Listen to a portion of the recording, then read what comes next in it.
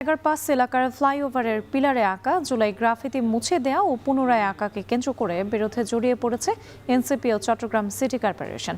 এ নিয়ে দুপক্ষের পাল্টাপাল্টি কর্মসূচিকে কেন্দ্র করে বেড়েছে উত্তেজনা। পরিস্থিতি নিয়ন্ত্রণে জিইসি থেকে দেওয়ানহাট পর্যন্ত সভা সমাবেশ নিষিদ্ধ করেছে সিএমপি। এ নিয়ে আরও জানাতে নগরীর টাইগার পাস এলাকা থেকে যুক্ত হচ্ছেন হোসেন জিয়াদ। জুলাই গ্রাফিতি অঙ্কন নিয়ে আসলে দ্বন্দ্ব লাগার কারণটা কি? দুপক্ষের কারোর সঙ্গে আপনার কথা হয়েছে কিনা, তারা আসলে কি বলছেন এবং এখন সেখানকার সবশেষ পরিস্থিতি কি? রাত্রি মূলত জুলাইয়ে যে কয়টি জায়গায় চট্টগ্রামে আন্দোলন সমাবেশ হয়েছে তার একটি হচ্ছে এই লালখান বাজার থেকে টাইগার পাস মোড়।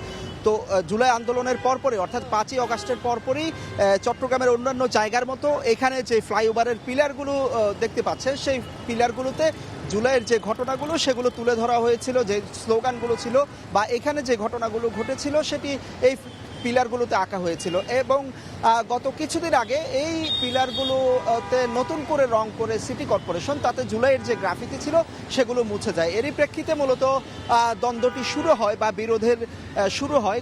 এনসিপি যেটি দাবি করে যে ইচ্ছাকৃতভাবেই এটি মুছে দেওয়া হয়েছে জুলাইয়ের গ্রাফিতি, এবং সিটি কর্পোরেশনের পক্ষ থেকে এই পিলারগুলো একটি নির্দিষ্ট সংস্থার কাছে বিজ্ঞাপন আকারে ভাড়া দেওয়া হচ্ছে। তারই প্রেক্ষিতে তারা জড়ো হয়ে গতকাল রাতে এখানে আবার গ্রাফিতি আঁকার কর্মসূচি শুরু করে, যেটি নিয়ে আসলে দুই পক্ষই বিরোধে জড়িয়ে পড়ে। এবং রাতে পাশাপাশি মেয়রের যে অনুসারী রয়েছেন, বিএনপি নেতাকর্মী রয়েছেন, তারা একপাশে অবস্থান নেন এবং এনসিপির নেতাকর্মীরা একপাশে অবস্থান নিয়ে পাল্টাপাল্টি গ্রাফিতি আঁকা শুরু করেন। মাঝখানে পুলিশ অবস্থান নেয় যে কোনো ধরনের অপ্রীতিকর পরিস্থিতি রাতে এড়ানো সম্ভব হয়েছে। এবং আজকে সকালেও আপনি দেখছেন যে এরই প্রেক্ষিতে কিন্তু এই পুরো অঞ্চলটিতে বিশেষ করে দেওয়ানহাট থেকে জিইসি পর্যন্ত 144 ধারা জারি করে সিএমপি, গণবিজ্ঞপ্তি দিয়ে যে এখানে সব ধরনের সভা সমাবেশ নিষিদ্ধ।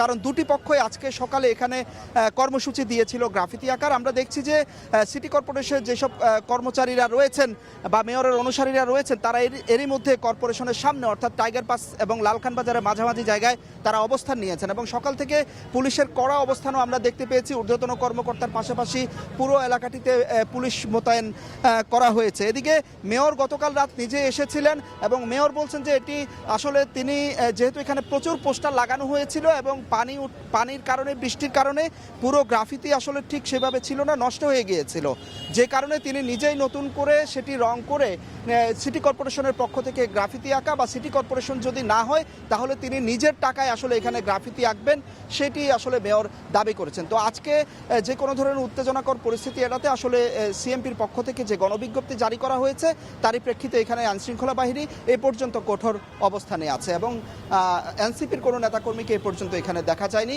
এটি ছিল সবশেষ পরিস্থিতি।